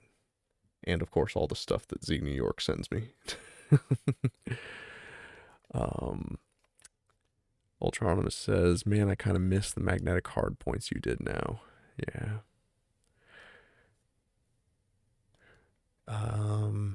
Yeah, I love the magnetic hard points. That's like such a neat little gimmick to me. Because I can't stand like I've said it before. I think that the 30-minute missions kits look like Swiss cheese with all of their hard points that are just peg joints. Um, Now I know that they fixed that because you can buy the accessory part, but what do you use for pins? Like if you need to fix a joint or something breaking off? Uh, Honestly, I will typically just use a toothpick. Is I'll cut it down to size. Um, Actually, yeah. Here, funny story. Here we go. So this is the neck joint from the from the core Gundam. I actually have. Let me see if I've got one handy. Here we go. So this is the normal polycap neck joint that comes with typical high grades. Now the problem with this is that it was too short for the Zeta's head, the way that the depth of the Alice core Gundam was. And so he was looking like this, which is kind of goofy.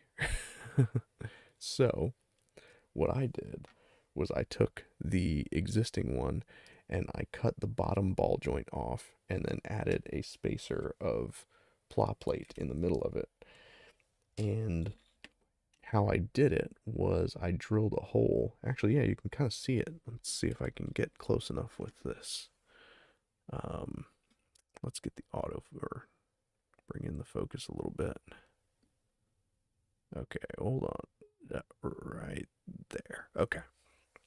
So you can see where the little toothpick is because I drilled a hole through the ball joint there, and then I drilled the hole up through the plot plate and into the inside of the ball of like the neck joint right here, and then I just dabbed some glue in there to hold the whole thing in place. So this is all held together by a wooden toothpick, and it gives the neck joint just that extra 2-3 millimeters of height required for the Zeta Gundam's head to sit above its shoulders. Now, of course, it's a little loose, a little wobbly, but that's gonna tighten up once we seal up the head, and we're gonna do that after I paint the face. So, yeah. So there you go, toothpicks. Again, I could use like metal pins or something like that, um, but I am a cheapskate, and that's what you guys like me for, right? That's what I'm here for. Is I'm your budget Gumpla friend.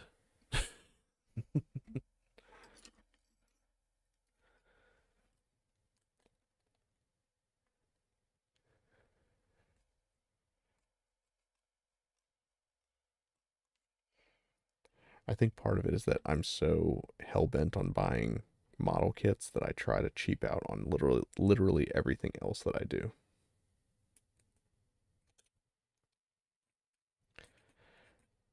And I think earlier in the stream when we were talking about like making resin copies of parts, it's like that's why. It's like yes, could I buy 2 high grades and like have spare parts? Of course I could, but I would rather just make limitless copies from one silicone mold.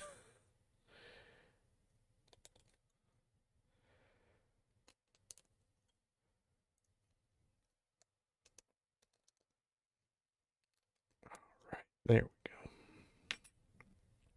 So now we've got this guy cut down to size, and so it will be a little bit better, a little bit better of a fit. Um, Although who knows, maybe I just shot myself in the foot there. Maybe I actually needed that to like have it stick out more. Either way, we're still gonna need to sand down the sides.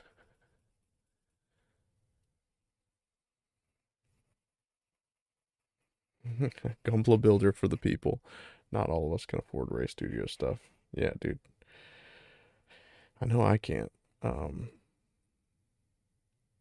and I have a few gum primer tools. Like absolutely, there's certain stuff that I really enjoy. Like those tools make building much more enjoyable.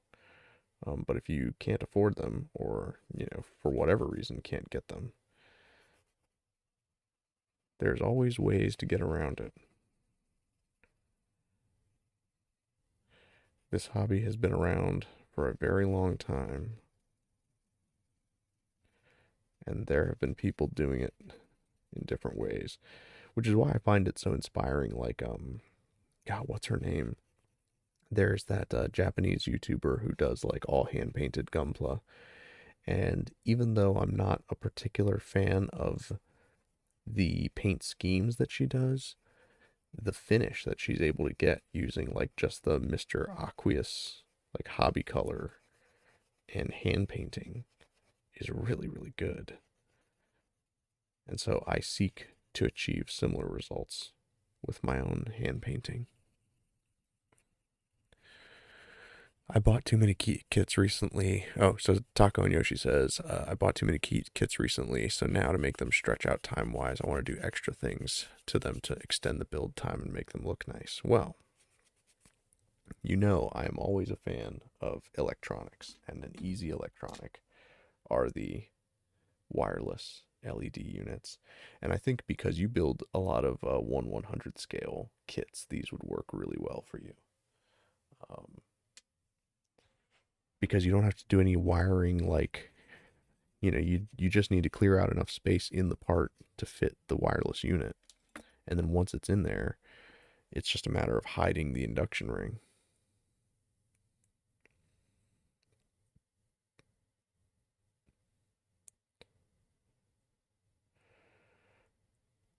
Ooh, lost it there. So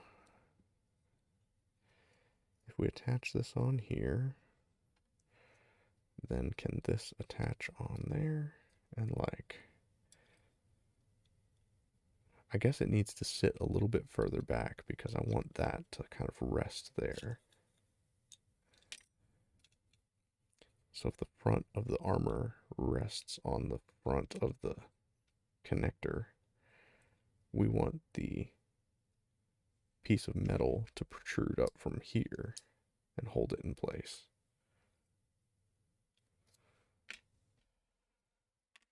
So then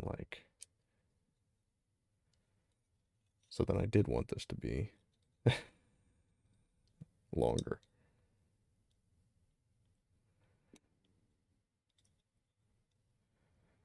Let's see here.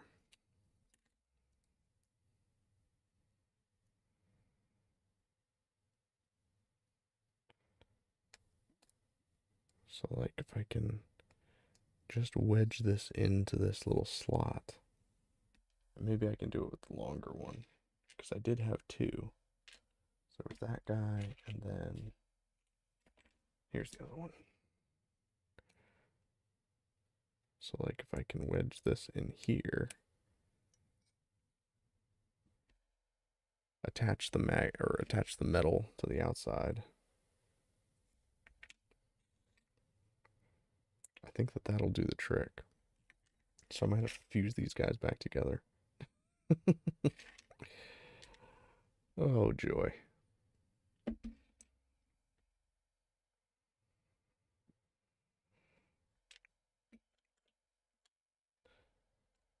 Here's what we're gonna do. We're just gonna dab a little of this on there.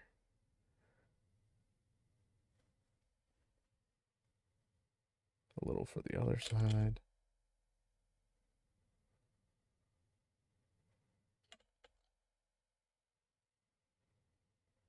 I really should start wearing gloves when I do all this stuff.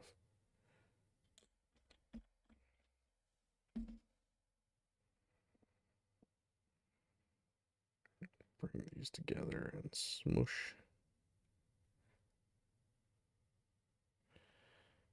What I'll actually do is grab my little clamp here. Oh, trying to do a little clampy clamp so that we can really fuse these suckers together.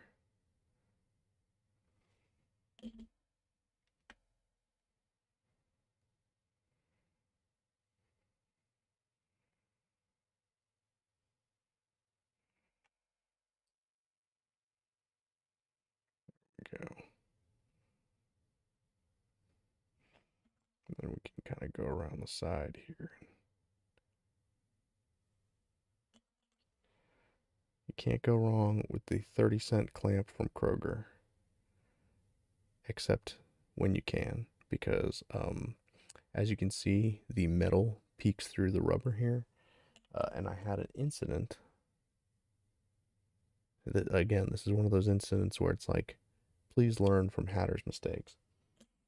I had an incident when I was trying to clamp this guy, little lithium battery, and I was clamping off the parts where I was going to cut the connector that because it had a plug attached to it, and yeah, because it was metal and it was metal connecting the two pieces of metal, it like fried the battery and almost started a fire. So creating a short circuit. Yeah, don't do that. Instead, you can use it for this application, which is holding parts together while they cement.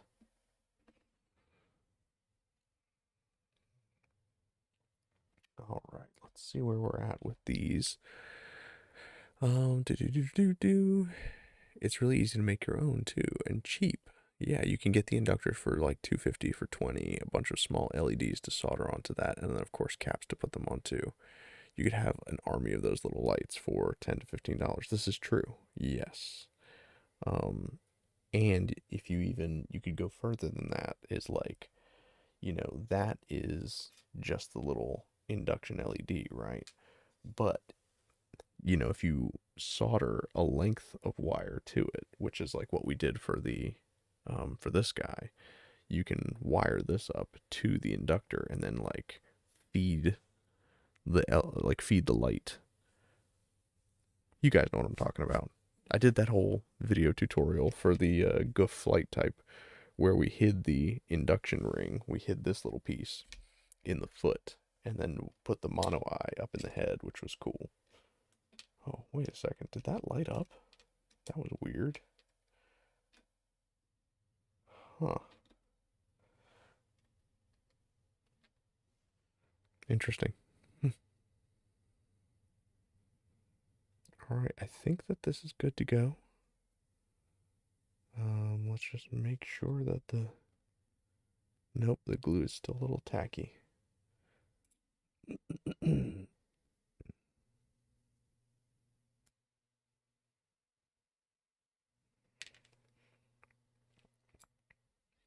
Man, so I might have to assemble this stuff off stream if the glue does not set in time. But at least you guys got to see the important part, which was the assembly of it. And then this guy, let's see what we can do here. I posted a link earlier in the general chat of the Discord of a video for a new third-party kit that blew my mind with all the ways it could move and articulate and pose. The inner mechanics were something I have not seen before. Yeah, I think that's gonna be, we often talk about like what Bandai could do better, and I think that Bandai's commitment to the accuracy to the IP that's their gold standard. Articulation and like paintability, those aren't things that are forefront to a Bandai design. So like for instance, I think who was it that told me that Kotobukiya kits are basically designed to be painted? I think it was one of the boys from the Undergated podcast. And I think that's true. Is like Kotobukiya kits, um, and it's one of the reasons that like I don't like Kotobukiya kits for the most part. Is that like they're not designed with like articulation in mind. They're designed to be painted in individual parts and then assembled and then never touched again. um,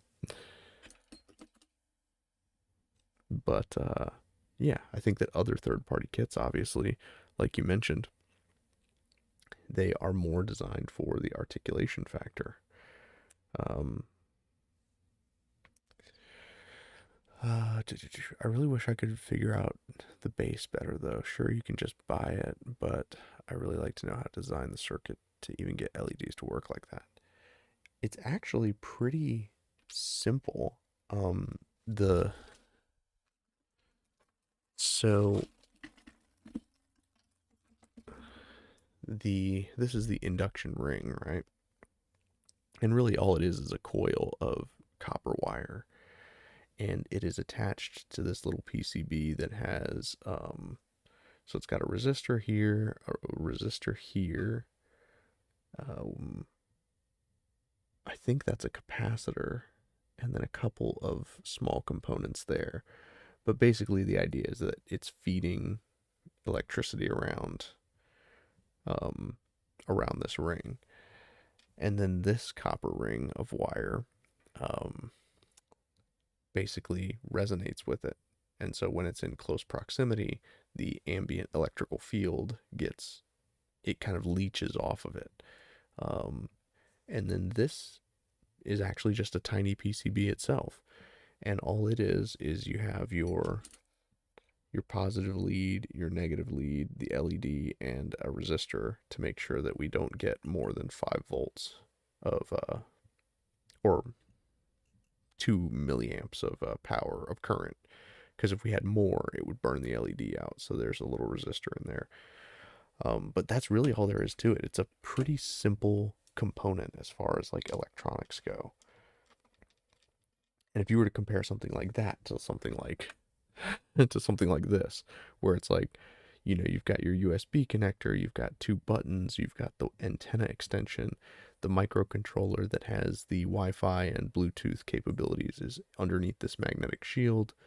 You've got connection ports for the battery. You've got the individual GPIO pins.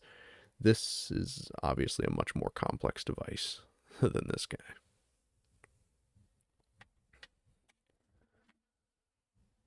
Oh yeah, the PCB stuff, I would like to get into designing PCBs because I think that I would be able to design a smaller version of this, because my problem with this is that it's still much too large to cram into the body of a high grade Gunpla. And then, even then, as I mentioned, this does not have any onboard power. So you would need a lithium battery soldered to the battery points on here. So then, how am I going to pack all of this into that? It's just not going to happen.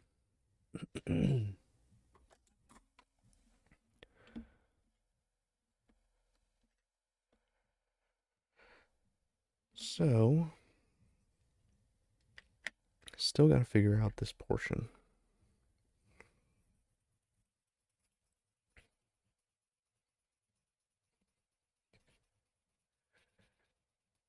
With the ESP32 version, here I am with my D1 minis and ESP8266. Hey, I think what that is that I'm a latecomer to the Xiao platform. I was working with the Tiny Circuits Tiny Duino for the longest time, and then I was like, wait a second, there's something that's smaller that has built-in Wi-Fi, like, and is cheaper.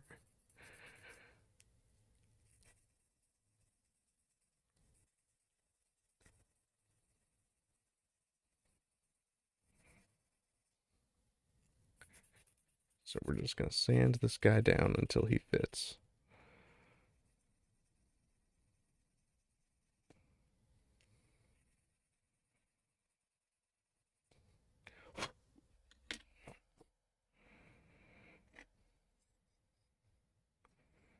Which actually might take longer than I thought because it's actually too tall to fit in there as well. Shoot.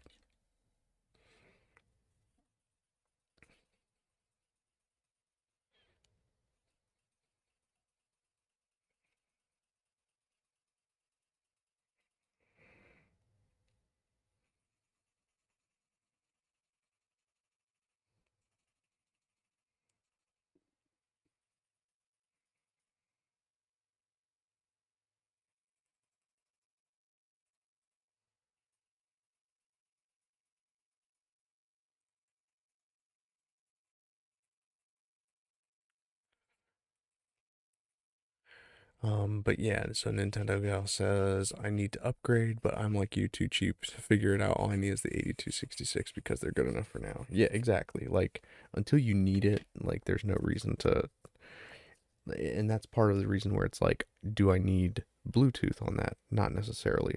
The Wi-Fi is enough for me.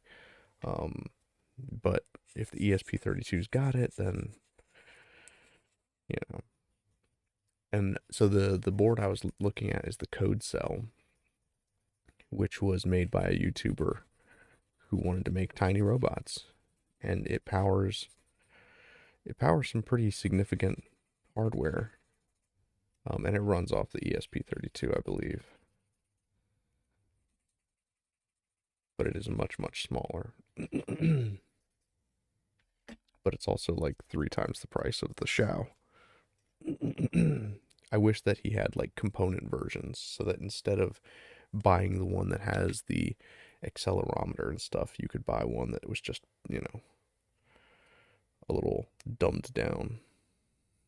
Yeah, that's not gonna work. We need to keep sanding it down.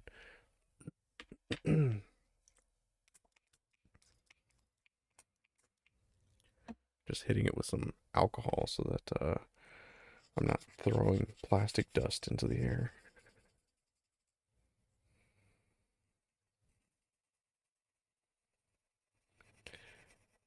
But yeah, Nintendo Gal, I still need your help replacing the SD drive on my Nintendo Switch.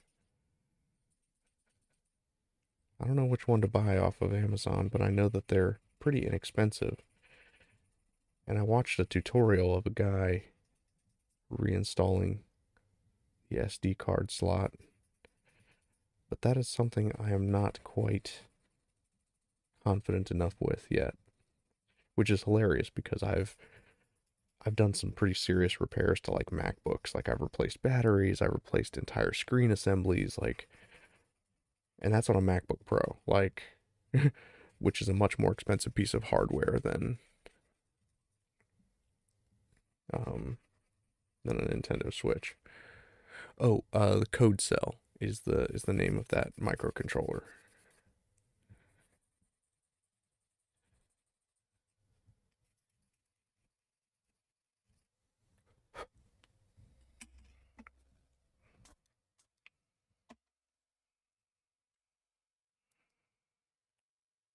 Man, the thing's still too big. Maybe there's something else I have that doesn't require this much work to fit in there.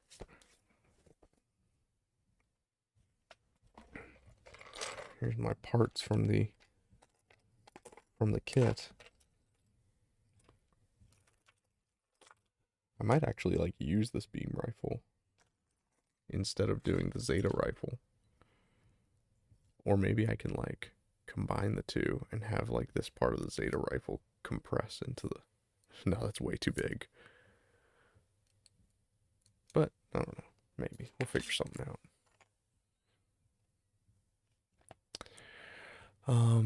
You'll be fine. The only thing you need to do is map your screws. That's it. Since there's no soldering for what you're doing, just pay attention to that. Maybe some thermal paste to redo the C heatsink. Yeah. That is still far above my pay grade. Ooh, what about these? So these were harvested from the shoulder joints in here. This is actually like, I cut them off from the backpack because we weren't going to be needing that. Ironically, I think it would have been cooler to have that stuff in there. Now, like looking back on it, I'm like, oh, yeah, that actually would have been cool to um come on there. Looks like I might need to actually sand this down some more. I didn't realize like just how uneven this was. It's like this side kind of flares out a little bit more. I need to sand it down. Um, but yeah, now looking back at it, like this would have been cool to have these little bands over the top to make it kind of look like a kind of looks like Saiyan power armor. Oh well.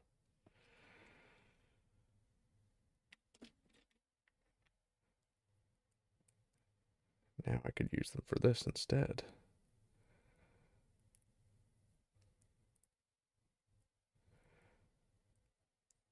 So like what if I glued that down in there and then had this.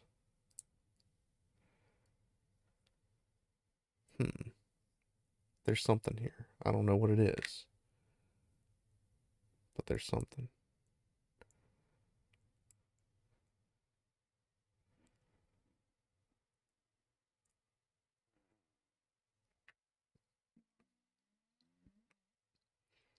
It might actually be kind of cool because then it's like on an articulated joint. It can hinge. Um,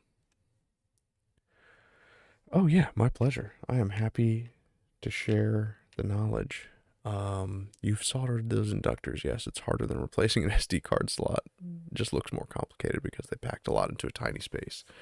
Yeah, exactly. I mean, isn't that always the case? It's like they always make it look harder than it is because they don't want you to fix things yourself. And that's why right to repair is so important, right? The right to tinker. Well, I think I am going to sign off for the evening. I've been going for a while now. Didn't realize how late it had gotten. But, so at least you guys got to see, the full package in here. Ooh, that one's a little snug. What about this one? Yeah, there we go. So that is how the shoulder armor is going to work for us. And this core Zeta is going to be done for presentation on Wednesday, along with your guys' Patreon builds. You know how we do. So I hope you guys enjoyed this evening's stream. Let me bring this down here. And I tried to kind of like get a nice little pan tilt zoom transition there. I don't think it worked very well. But thank you guys for hanging out. Thank you for keeping the chat lively this evening. I hope you guys had an excellent Black Friday, and I wish you all a wonderful weekend. And I will catch up with you on Wednesday. Until then, cheers, everybody.